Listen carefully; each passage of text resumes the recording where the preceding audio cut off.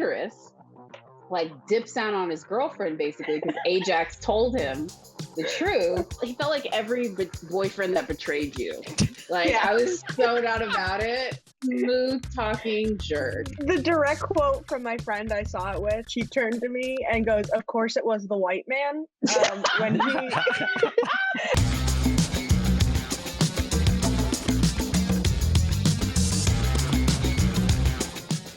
Hello, everyone, and welcome back to another episode of the After Show. Today, we're going to be breaking down Marvel's Eternals, taking you through the major events of the film while deep diving into the details and answering some of your burning questions left after you've seen the film.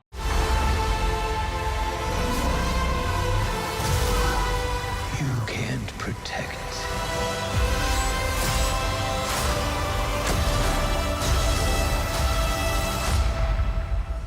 any of them. And along with us today, we have two incredible guests. First, we have Brian Tong. He's a video host and creator, and I just saw his new laptop, ladies and gentlemen. Very jealous, very jealous. Alongside him today, we also have Nora Dominick. She's a TV editor over at BuzzFeed, holding it down for our East Coast friends. Hey, Nora. Hey, Brian. How y'all doing? Hi, what up, Jacqueline? This is the deal. The film has a 49% Rotten Tomatometer score, which makes it the first and only MCU film to ever be rotten. The critics' consensus says it's an ambitious superhero epic that soars as often as it strains. Eternals takes the MCU into intriguing and occasionally confounding new directions. So, Brian, I'll start with you. The score says this, but do you really think this is the worst entry in the MCU? It is not.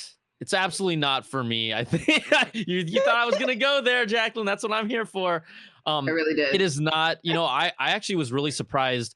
I thought the critics would lean more positively towards it because it was more of a different style of film. And it was really more of, a kind of a mix of what we've seen from the MCU and more of that independent Chloe Zhao art house film kind of fused together. And it worked sometimes and sometimes it didn't. But I thought the critics were going to enjoy it even maybe more than the fans who might be used to this Marvel formula and being delivered a specific type of brand of movie.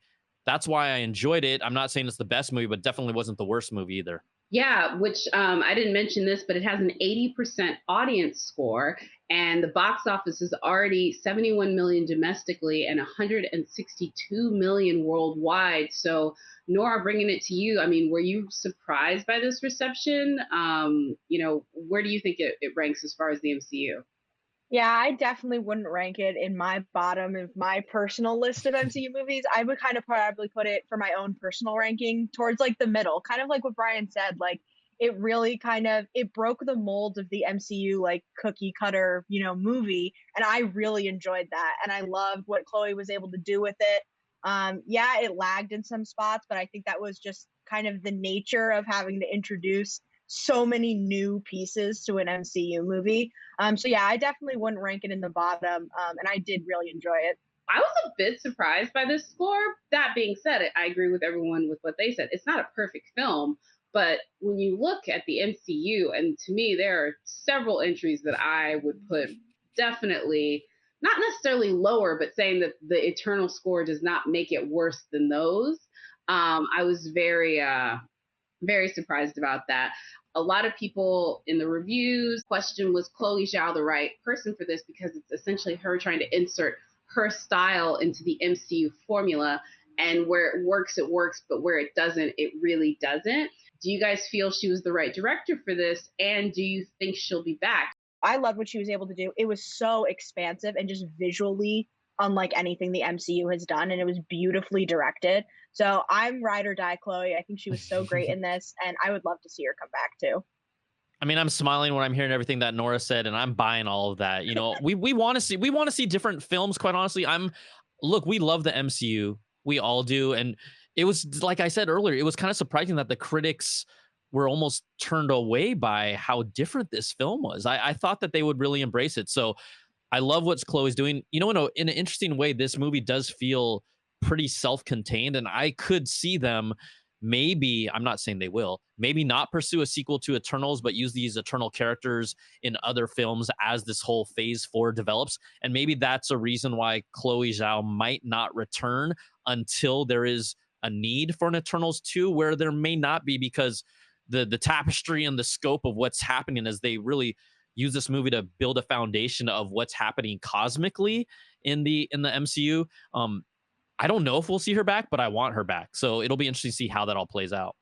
I actually do think we're going to get to see an Eternals 2, because I think the thing they're going to rely on is the thing that other studios, when they've had lackluster, I would say, sort of critical receptions, is look at the box office. I mean, this film has already cleared 161 million. It's probably going on to clear probably, maybe $500 million at the box office in the middle of a pandemic still, where box office receipts are not near what they were pre-pandemic levels. I think it's a win. I think, they'll take their lumps on the critical reception, maybe try to make the next one better. The one thing that's a bright spot, both with their pockets and with their voices, on Rotten Tomatoes, we have an 80% critic score and 71 million domestically.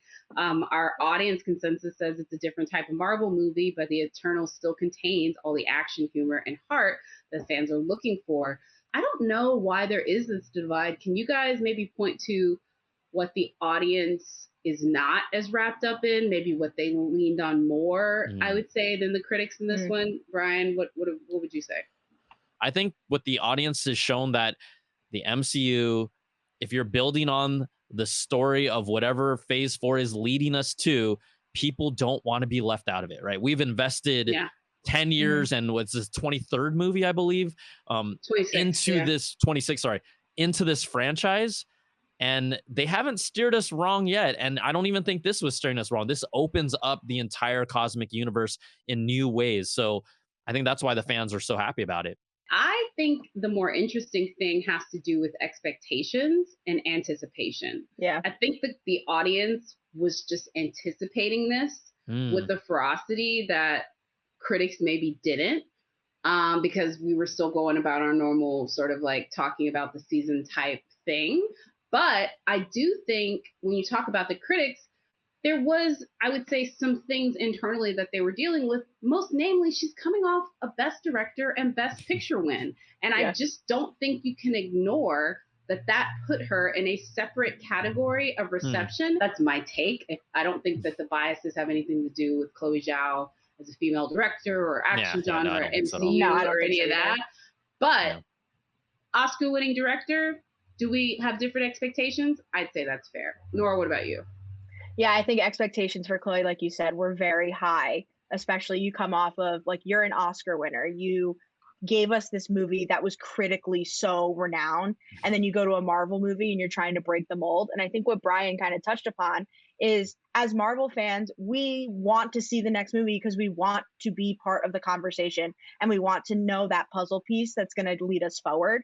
So I think Eternals, and even WandaVision, is a great example of, it broke the mold and fans didn't care because they loved the characters and they loved seeing something different.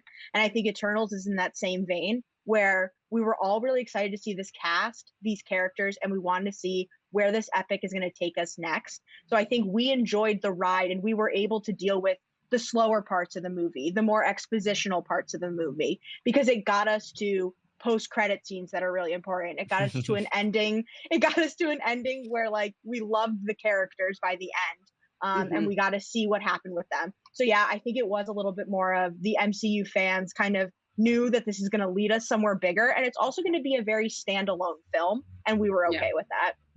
Yeah, again, I wish I could give you a definitive answer, but I just can't reconcile my idea that the MCU, that Chloe Zhao's version of the Eternals ranks alongside some of the more mixed to poor DC completely agree films. You know what I mean? Completely agree. Batman, it doesn't make any sense to me. That's me personal, but we shall see. I'm going to go ahead and jump into the more movie breakdown first, but let me go ahead and set the stage. Again, big spoiler warning. This is the final one. We're going to be breaking down very specific plot details. So if you haven't seen Eternals, you should have already tuned out, but especially tune out now. So breaking it down, the Eternals opens up and we find ourselves following 10 warriors as they sort of live on Earth, trying to protect it from deviants, which is these sort of demon-like creatures. They come to find out through the course of this film that they've been waiting for the emergence, and they think that means that they're going to get to go on to the next planet. They've been on the planet for literally eons, since, hundreds of years before man started documenting time. And it turns out, in sort of the plot twist of the film, that they are actually only there to watch humanity eventually be destroyed, so that the celestial being born from the center of the planet, that they sort of see these planets for this purpose. And you sort of, the Eternals at that point decide that they do want to save Earth. And so they band together to try to stop the emergence. So in case you couldn't tell by what I said, this is a very large scale scope of a film, both in time and as far as where it goes across the globe. So I just have to ask you, do you think it was successful in the sense that it added so much more, but then was still able to sort of like merge into the current MCU and keep us interested in these new characters? Nora, I'll start with you. Yeah, I think it, like I said earlier, it's a very standalone film. And I wonder if, like, any of my friends that haven't seen all of the MCU movies, how much they would enjoy this movie, simply because it is so standalone. But as an MCU fan, like you said, it really does open the world so much wider. And we're adding these characters that are going to become vastly important to the MCU going forward, and hopefully interact with characters we've come to know and love. Brian, just jumping ahead a little bit, these 10 people that we get is sort of introduced to, they all have various powers. Who is your favorite? Because the film sort of opens up with us learning who all of these characters are and their abilities. And really in that opening sequence, you really kind of figure out exactly, again, what they have to offer, but also the dynamic they have with each other. Yeah, I'm going to say, even though I'm a sucker for speedsters, but I thought the way that they used the effects with Makkari, it felt different than what we've seen from speedsters before. So from a superpower standpoint, I loved Makkari. But from, this is a Chloe Zhao film, and, I really loved Phastos' character. I thought there was a lot of, when they talk, the part of the reason why this movie might have felt longer in exposition, we had to actually really learn to care about each of these 10 Eternals. But if you are invested in that, which I think many people were, it really was rewarding as it built up to the final end, because as we see Phastos' journey, how he feels responsible for, Hiroshima with the technology that he helped advance, he gives up on humanity. He finds a partner in life. They have a young child, and that gives him hope back to humanity. Like that, I thought that was just kind of an amazing arc that didn't take, that might be an arc we might see in a single character for a whole movie. Mm.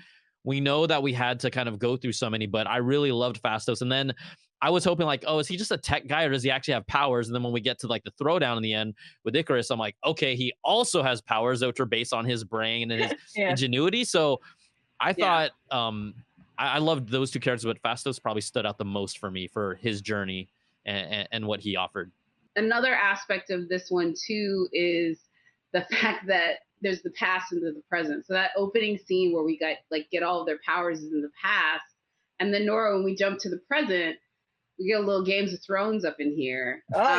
Because we have Kit Harington, and he ends up being a part of this weird sort of love story, because the thing we find out is Icarus and Cersei were lovers through most of their time as Eternals. But when we go into the present, which is the first scene after the opening, Kit Harington is the one that's romancing Cersei. What did you think about his character, Nora? I loved Kit in this role too. It's almost like he's playing a less broody game, like Jon Snow. It's he's very fun. It was nice to see him not brooding around and having a lot of he had the joke about the giraffe, and it was just fun to see Kit in that. And I think what I loved about his character is he's so important, but unless you're a massive comic book or Marvel fan, you probably just enjoyed seeing Kit Harington in this role. And then you get to the post-credit scene and he's going to be massively important. And I think that was interesting. I saw it with a friend who had really only seen the trailers, and Richard Madden is really set up as the lead of this movie. And then, we really end Icarus's journey by the end, and it sets up Kit Harington to be, more important. So yeah, I'm really excited to see where he takes his character, because it's so important and he's such a great comic book character, and I think it's going to be great to see what he does with it. I mean, just continue with that. What's interesting too, so Kit Harington's character is the Black Knight, which is a huge MCU character that they're probably going to introduce and have his own either television show or film in this next stage of the MCU. But the thing I noticed with him is like when he finds out Cersei is an Eternal, like he didn't care. And at first when I was watching the movie, I was like, this is post-blip. Globe, like people disappeared for 5 years. Like people in this version of Earth have dealt with some really weird stuff, Zataris coming down from the heavens. Like there's just like a lot, So they are able to deal with more, but then we come to find out when we get to the post-credit, the reason why he's able to deal with it is like, oh, he's got his own. And he literally says, he's like, my family history is complicated. And I was like, oh, okay. Yeah. I see where we're going with this. He's again part of this like crazy love triangle. One of the things that we find out, I think it's like right after that, Icarus shows up to save the day and really does that like I'm Mr. Steal Your Girl scene. Yeah. We find out, like the details of Icarus and Cersei's love story, including the first, bow chicka bow for sex in the MCU. It was our first sex scene. Brian, what'd you think about that one? Because we got to see that one like in I think a weird setting. Like Richard Madden and Gemma Chan were like in the audience when we saw it, which is weird. I don't know. It was there was more movement to that sex scene. Like I could see them making out with a shirt off, but there was like pushing. Some lower thrusting going on there. That's exactly it. That's it. I didn't expect to see that in them. It wasn't even that I had ruled it out of possibility, but it was like, oh, we're going here. Okay, exactly. Right? It was kind of actually shocking to see. It was. I get it. Like it solidifies how deep their connection and their romance was. Did we need to see it? Maybe not. But if this is, I don't think we did. Quite honestly, not that I'm against like a little love, like and heat and everything. But I don't know if that scene actually added to the story. But if we're trying to show that these are heroes that participate in human acts, I guess that is. Maybe shows them to be a little more like us, because I think maybe one of the issues if people are having problems with connecting to the Eternals is these aren't just heroes. These are kind of like gods, right? They're like synthetic gods. Yeah. And I think part of that was so much of what we've seen in the MCU is characters that are on the ground level that at least we can connect to in many human ways. Right out of the gates, you don't feel like this is a group of humans or have any kind of ties to humans. So maybe that is a way to help us feel like, okay, they are more human than we appear and they aren't just these synthetic creations. But I don't think it was necessary. So another thing on top of romance, it's sort of like going into a different area. The one thing that the MCU, I think, always kind of has is humor. And I think pretty much from when we saw his casting, we assumed this would happen. But like, I think the thing I read most was like scene stealing. What do you think of Kingo and especially Kumail looking absolutely shredded in this, but still being very hilarious? You like the costume? We need to talk. Tell the director I have some notes for him. We need to talk to you in private. Oh, Karan, he's worked with me for 50 years. I trust him completely. Actually, when we first met, he thought I was a vampire, and he tried to stake me through the heart. I've apologized so many times. Not quite enough times. Very close, though. I'll let you know. Whenever Kumail came on, I mean, it was fun. It was awesome. You were laughing, and without him, I don't know if this movie's very funny at all. Quite honestly, with him and Karun, and then Karun is kind of like reminds me of the C-3PO type character. He's just saying out loud what we as the audience are seeing and being our eyes as that foil. So love the two pairings of them and absolutely necessary. But he crushed it. Yeah, especially playing off of the other characters, and he was always setting up a joke or really crushing a joke home, and I think it was great for him. The the humor is actually kind of like drier, serious humor too, right? Kumail's not like over the top, hey, no, it was like all within the tone, and I think that's actually a little harder to pull off. And I mean, that IKEA line still hits every time. Yes, like, we've seen it 5 times on the ad, but it still hit even in the theater. Yeah. Oh, or even the one where it's like, oh, the Bollywood star. It's like, I've done directing too. Like that one too. That one, first of all, I think it hits harder industry-wise because we all know that dude. We know that influencer that never turns off. So again, like the dynamics, the family dynamics of everyone in here, they all bring a certain thing to it. But that's not to say that it's just straight humor. Again, even within the group, outside of the romance, outside of the humor, there's also like, I think, platonic love with Gilgamesh and Thena. But, you know, that was one of the things that was like put forth on the character summaries was like they had a really deep bond. I think some people thought it would be a romantic one, but it's so different. What did you think about that one, Nora? Because I think that's like the closest we've gotten to that, maybe is some Black Widow, Hawkeye type stuff. Yeah. Maybe. I don't know. What do you think? Yeah, I love a good like platonic friendship. And I think in terms of male female, like you said, I don't think we've had a lot of that in the MCU. And a lot of times it does turn like a little romantic-y. I also think of like, you know, Okoye has been that kind of in Black Panther as well. So yeah, I really enjoyed it. I'm glad it wasn't romantic. And I think it was kind of what we were saying before, where you really had to get to know these characters so well. And it was so great and what they were able to do in the amount of time that they had and for characters we'd never met before. So especially like when Gil dies and Thena is like heartbroken and Angelina's face, and it works so well. And especially at the end when she's, you know, fighting the deviant and is like trying to remember what he's taught her. I think it hit so well because the characters were so well plotted and because the actors were so good at the characters they were, you know, playing. You know, I love this new theme that we've seen of kind of platonic love and platonic friendship. We even saw it in Shang-Chi with Simu and Awkwafina's character, and who knows, maybe it develops into something later. But you know, I think we're all tired of the cliche of like these people have to end up kissing and be romantic by the end of this film. And so to see this kind of, you know, you'll have like the lame was like, oh, you're in the friend zone. Okay, fine. Maybe he's in the friend zone, but also he embraced the friend zone and didn't make it weird and awkward. So I love this new exploration of like showing how we can have nuanced relationships between two different sexes. And I think it sometimes makes it more powerful in by showing it that way, and the things that maybe can be said and can be done, or can't be said and can't be done because it is a platonic relationship. I was just going to say, it's interesting because they were pushing Icarus and Cersei so hard, like in the promos, and I came out of this loving Makari and Druig and want that relationship. That could be a romantic relationship. I would love to see. I think Lauren and Barry had such good chemistry, and I was just reading that Chloe said that wasn't in the original script. Like they weren't meant to be, you know, a romantic relationship, and she saw Lauren and Barry's chemistry and knew they had to go down that route and, you know, really kind of play it up.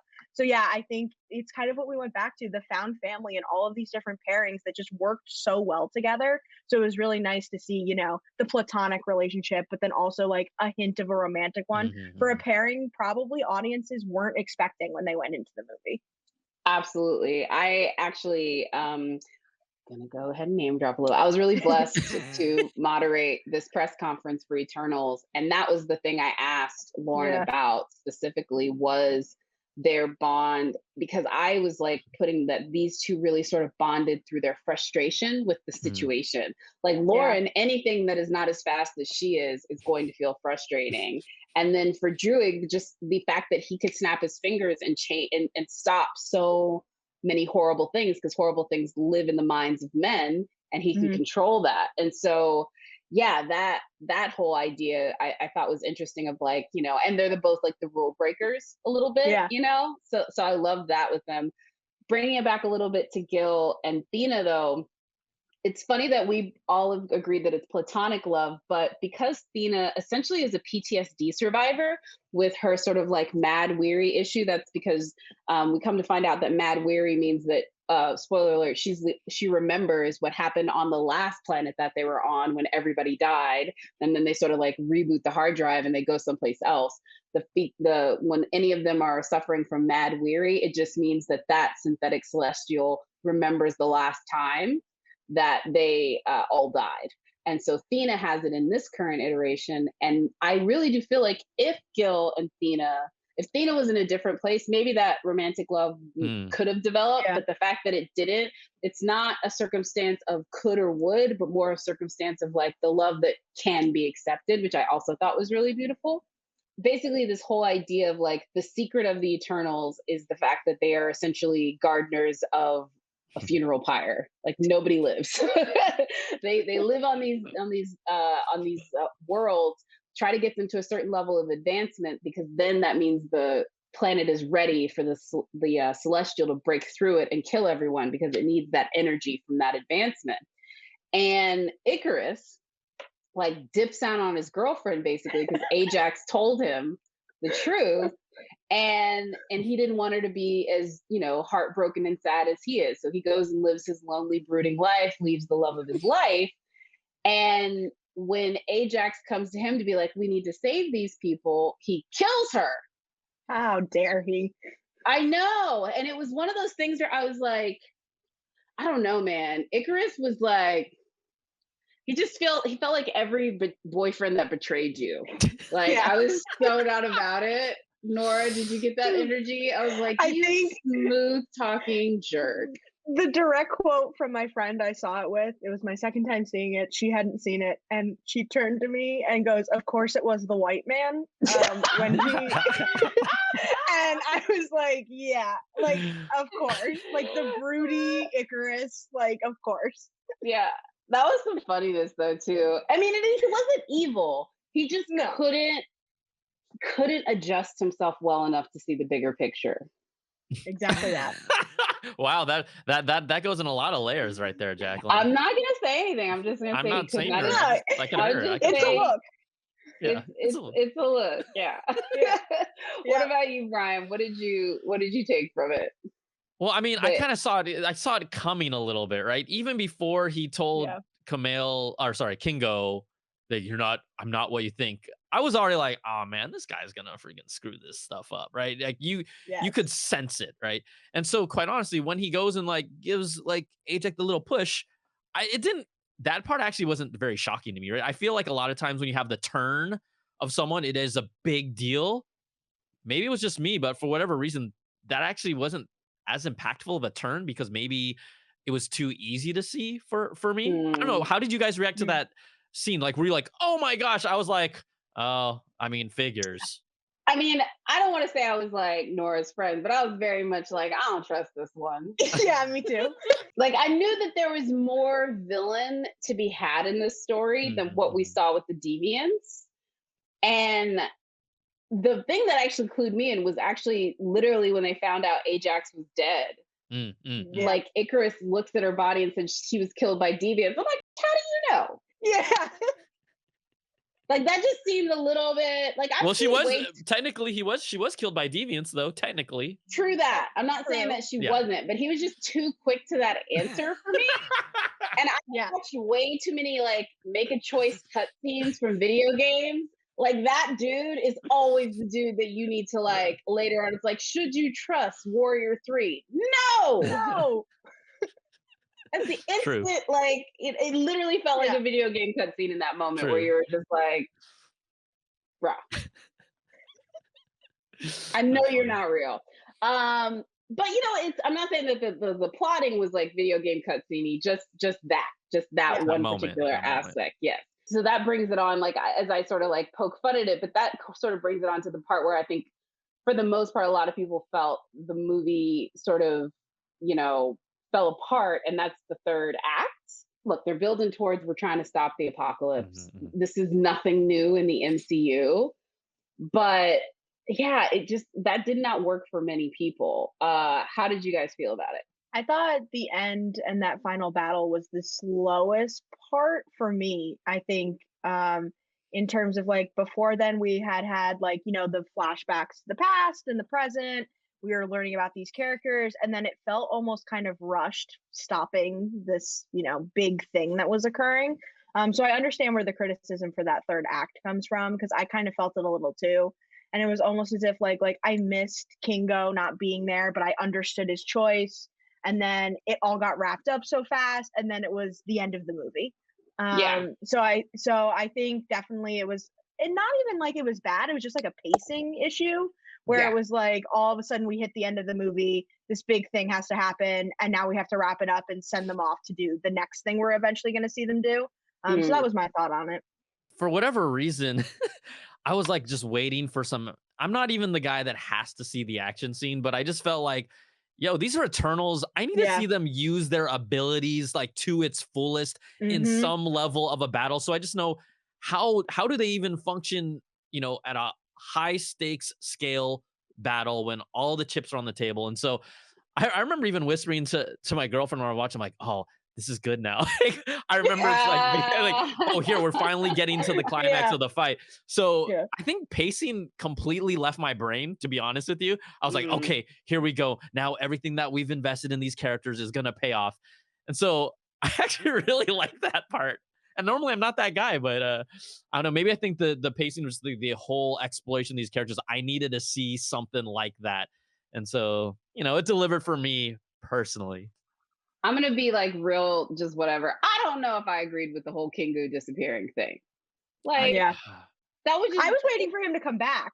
I don't know if that was like formulaic of me, of being like, oh, but he's going to show back up. But it's kind of like what Brian said. It's like, I wanted to see the action and I wanted to see his powers. So like even the best part of that whole fight was like when they were on the beach, all fighting Icarus, Makari's doing the awesome running and like all of that stuff. Like that was great. So yeah, I thought the same way, Jacqueline. I thought he was going to show back up. I guess for me, if I had to say it, I think it's probably one of those additional photography, we just had to make the story work situations. You know what I mean? Like they go back, like every movie now, which when these become news stories, it drives me insane. Every movie over $100 million has a section of the budget cordoned off for quote unquote additional photography, meaning that they know at this point that no movie of that scale is going to get to the end of the shooting schedule without them having to come back at some point after they've done the strung out, which is the first edit, and before they finalize the film and send it off to CGI, where they may need to go like either reshoot something or do something a different way, or something in the plotting doesn't work. It's like literally built into the budget. So you're saying that might have contributed to not seeing Kingo? I'm just saying, we're just, possibly. We're throwing it out there. We're throwing it out there. I don't know this for truth in any way, shape, or form, but it felt so like knee-jerk and so instant for a character that we were really invested in. I'm not saying it didn't make sense. It didn't. It made sense for the character. It made sense for the moment.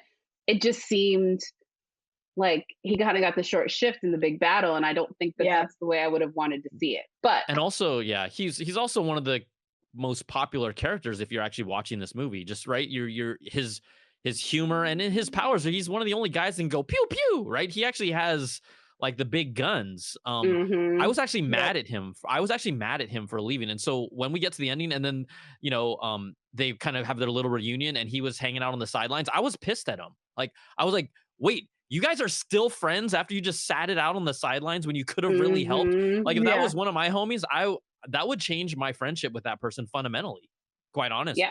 And so I don't think that, maybe there's more to be explored, but it just seemed like things were back to normal. Oh, we understand how you felt. I would have been pissed about that. I think a family member, there would have been some beef and some issues that you would have had to resolve if someone just stepped out on you during the biggest moment of your quote unquote collective lives. So it actually pissed me off, and I get it, and maybe that's what Chloe wanted to tap into some of us to feel different about this character. He wasn't a villain, but we were frustrated, like in that gray decision or him just saying, I want to be on the sidelines. I hated that, but it did pull something from me that maybe I haven't experienced in how I feel about a superhero. Yeah, it'll be interesting to see what happens. Maybe that's setting something up bigger for future installments, because, we're now sort of getting to the close of the movie. And that was sort of the biggest aspect of this, is the Eternals save the day, but it looks like there's going to be some repercussions to their actions. And all of them are sort of like literally being like beamed off of Earth to go deal with the fact that they're in trouble. And that sets up what ends up being the thing that people talk about the most, which is the biggest post-credit scene. And that is where Harry Styles shows up. So the first thing about it, this has been rumored for a while, which I did not know, actually. I try to stay away from it. I stayed away from as many rumors as possible, quite honestly. Yeah, I did not know that Harry Styles was rumored to be in this until I was getting ready for the press conference and I watched Jimmy Fallon basically pull an Ellen on poor Kit Harington, trying to get him to talk about things he didn't want to talk about. What did you think? I will say this because this was something that actually got widely reported very quickly after the premiere, and I feel bad for folks that did not get surprised by this. When that happened, I literally pulled a Leonardo DiCaprio in Once Upon a Time in Hollywood. I was like, right here, that's him. Because like at first I couldn't remember who he was. I was like, that's him. That's him. That's him right there. Right there. And at first I was like, oh, it's Harry Styles. Like, I'm not a One Directioner. So I literally was like, oh, the boy from Dunkirk. I'm like the only person who did that. But Nora, what did you think? Listen, I'm in the camp of I'm a massive Harry Styles fan and a Marvel fan, so I'm quite literally situated in the middle of this. And it was wild. It was bonkers to me. And it almost, there's those actors where it's like you're seeing them, they're acting, but you're like, man, that's Harry Styles. Like it took me like a solid half of that post-credit scene to be like, okay, he's not Harry Styles, he's playing this character who I do enjoy from the comics. And I think he will do a very good job. But I very much was like, I couldn't wrap my head around the fact that he was now showing up in this scene. And I did like, it was obviously like leaked very early, and a lot of people that were on the internet definitely saw it before they got to experience it in the theater, which I was very bummed about. But my theater, when I saw it at like my local theater, everybody was freaking out. So it was like great that people still had that reaction to it, because I think it deserved that monumental reaction that you get from a post-credit scene in a Marvel movie. Oh, agreed. In the premiere that we were lucky enough to go to, when that scene hit, so first of all, it's set up with Pip the Troll, who I'm not going to be mean, but the CG on Pip the Troll did not look very good compared to what we've seen, especially when we've been treated to like Josh Brolin as Thanos. I was like, and again, I can't do what these amazing artists do, but it just didn't look as clean and as good. Patton Oswalt is playing Pip the Troll. He's doing all these introductions, and at first my brain was actually thinking like Adam Warlock. We're gonna see Adam Warlock, because Pip the Troll and Adam Warlock are like this in the comics. And then all of a sudden he says Starfire, and then I was like, oh dude, are we gonna see Arrows? But I didn't even connect that it was gonna be Harry Styles at the premiere. People that maybe some people were friends that came to go see the premiere, there were loud shrieks. It was not like it was like and like where it got loud, where you kind of actually couldn't hear a little bit of the dialogue because people were screaming their heads off. And it was, and here's the other point that I want to kind of touch upon when we get to these post credits is like Harry Styles, that's quite honestly a genius casting for Arrows. Okay, I think so too. I'm a little frustrated now where we're starting to see these post credit scenes have more impact and more buzz versus the movies. We saw that, everyone talked about after the premiere, and because it was partially leaked, fine, but people weren't talking about, everything I saw on the internet wasn't about like, oh, whether people liked or even disliked Eternals. It was about Harry Styles is in the MCU, so that took a lot of shine away from the actual movie. We've seen this, we kind of know Black Widow's going to go on, but the end credit scene of Black Widow that sets up the new Black Widow, that kind of took away from it. Venom's Let There Be Carnage, you arguably didn't have to even see that entire movie, and the tease with Spider-Man becomes more important. And so I'm a little, I guess, frustrated, or no, I don't want to say worried, but I think it is something to bring up, that I don't like these end credit scenes that become bigger or maybe sometimes overshine the movie. I'd rather have post-credit scenes that are at least a little more connected to the movie, like Shang-Chi. The post-credit scene, although big and implying what's happening in Phase 4 and the power of these rings, at least it's connected more to the actual movie we saw.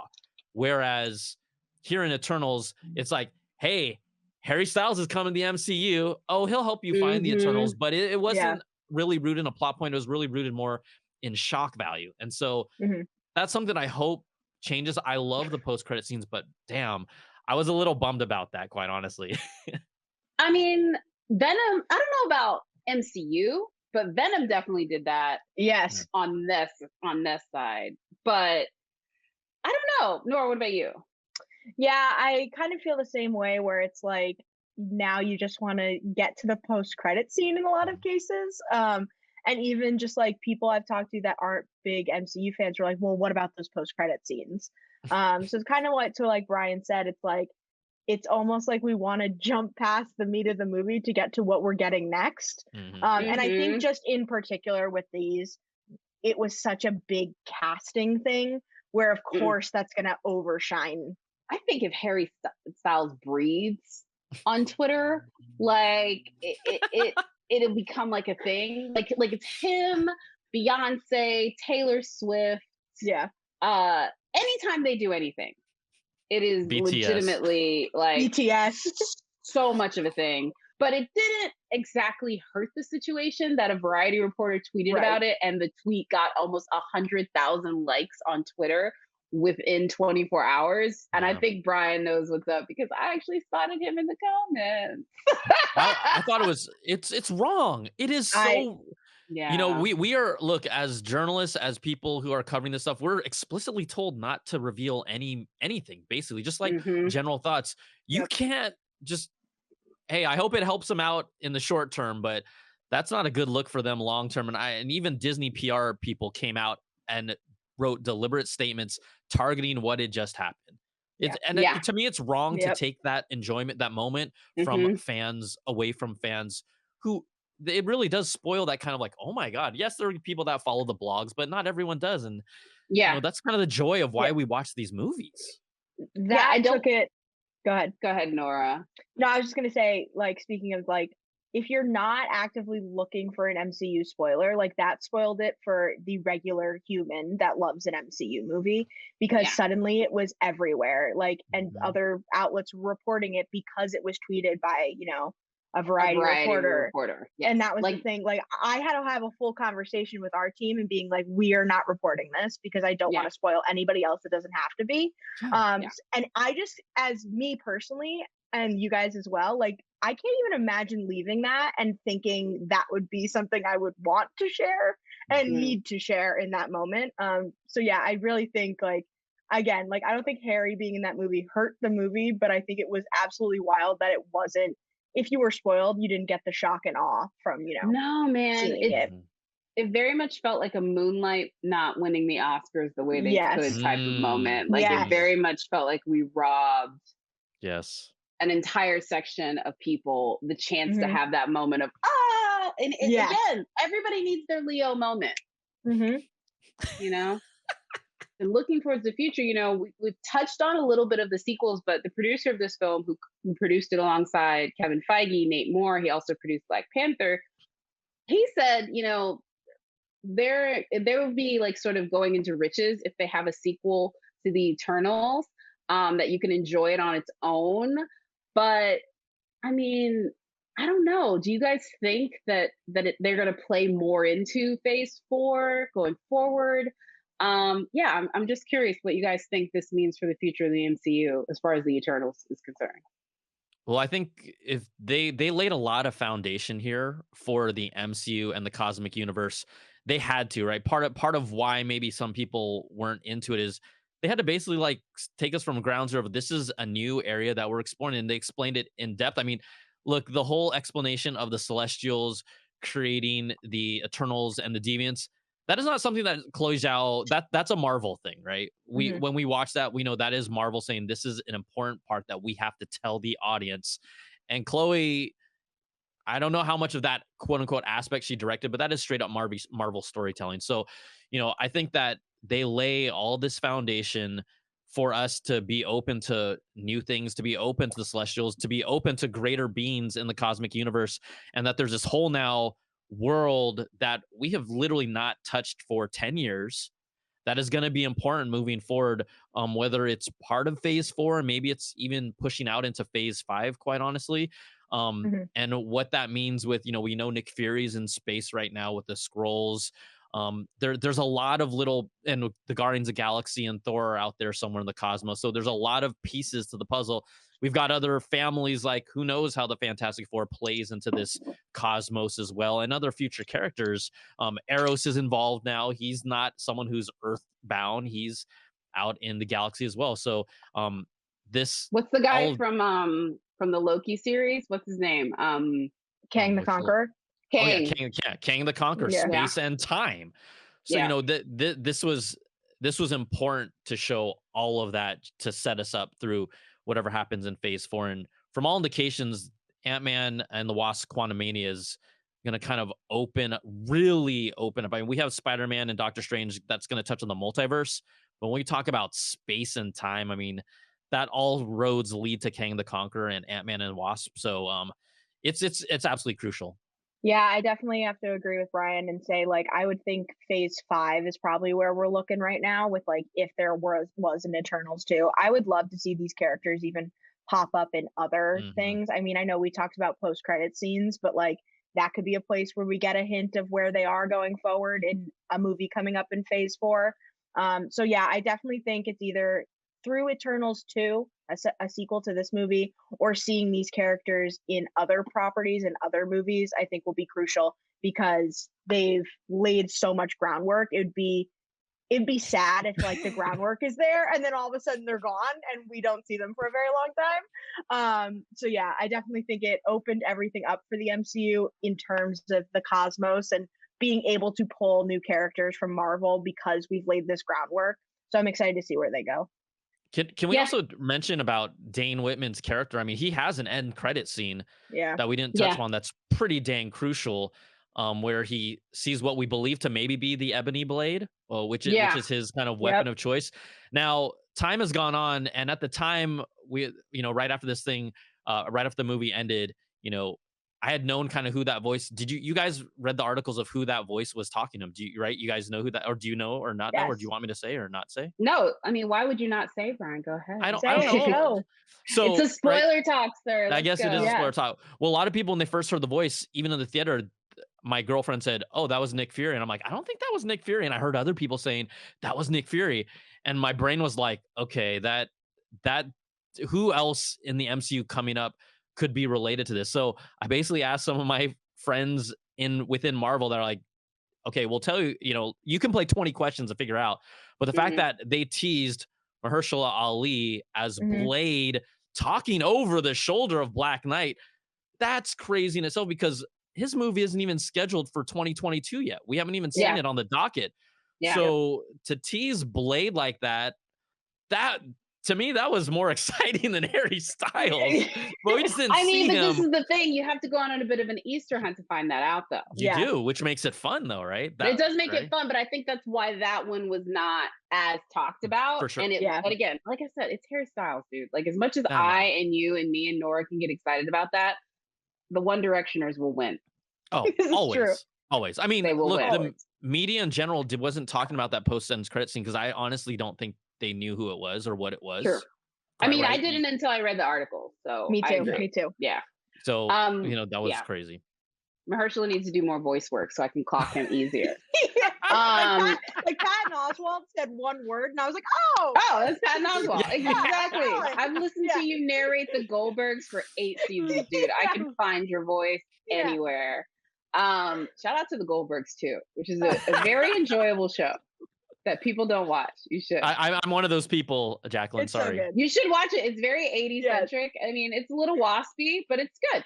I know I love it. I just we all got so much time in the day. I mean, let's be honest. Yeah, it's on Hulu though. So if you're bored during the break, the only thing I'll add to this when we look to the future, this is what I will say about the Eternals.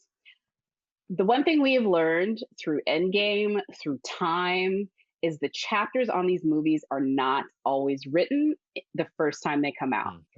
Yep. When we get to Endgame, remember, like, we all know what happened with Joss Whedon, and so I'm not going to go too far into him as a person, but he got very, like, pressurized with Ultron because of everything that he had to set up. And we actually did an article on Rotten Tomatoes breaking down how that is, like, the linchpin of how they were able to write the second half of the first 2 chapters of the MCU. That first, like, 10 years was held together by what they did in Ultron. They set up Wakanda. They set up the Hulk's journey. They set up, Ragnarok. They set up all of these things that we then, like, bear that fruit through the second half. That was, Thanos and all of the stuff that we end up dealing with later, all is very much set forth in Ultron. And that was a movie that did not get a very good reception. People were not really happy with it. But looking back on it, you're like, oh my God, if we didn't have all this stuff here, how hard it would have been go forward. I have a feeling Eternals is going to be this movie. 100% agree. Yeah, it's just going to be this movie that we look back on and be like, oh yeah, like we wouldn't have been able to get here without Chloe sort of biting the bullet. And maybe that's why she couldn't make the movie that she really in every way wanted to make, because there were so many demands, because there's like a checklist of things you kind of have to get through. And if this is that movie and it still makes the money and we still get to play in here, no one is going to care. And it's it'll be, you know, an episode where, you know, people are coming back and singing its praises, just like they did with Ultron. The story on Ultron completely shifted 10 years after, or 5 years after it came out. So I predict that will probably happen with this one as well. And I think that is a great place to leave it. Nora and Brian, I want to thank you both again. This was such a fun chat. I'm sure I will see you both back with us as soon as possible to talk something. But Nora, starting with you, tell us what you're working on and where folks can find you. Yeah, so TV editor over at BuzzFeed, also cover most of our Marvel stuff. So we're getting into a wild time. I do like our Easter eggs posts and details posts in terms of Marvel stuff. It's a fun Easter egg hunt always. So yeah, I'm over there. You can check me out there. Pretty active on Twitter as well. A lot of live tweeting shows and stuff like that. So yeah. Awesome. And Brian, same question. For everyone that's watching, I do a lot of tech and geek culture coverage. So everything from Apple, Samsung, Google, but I also get some cool access kind of behind the scenes of what happens with some of these movies. So coming around November 12th, we know that Shang-Chi is going to stream on Disney Plus. So I have a piece with the lead visual concept artist, Andy Park, of how they came up with the costumes. What things did Marvel tell them they needed to involve in character design, like Abomination, actual Shang-Chi, and Jacqueline, and all of the cast. So it's just kind of a really fun exploration, talking about, if you're into that nitty gritty stuff, which I know a lot of you are, how those designs and character designs came to be. And so you can check it out when it comes out. All righty then. Well, again, thank you all for watching. I want to thank Ed Vasilla behind the scenes, as well all of you guys for watching. We will see you guys next time with our next episode of the After Show.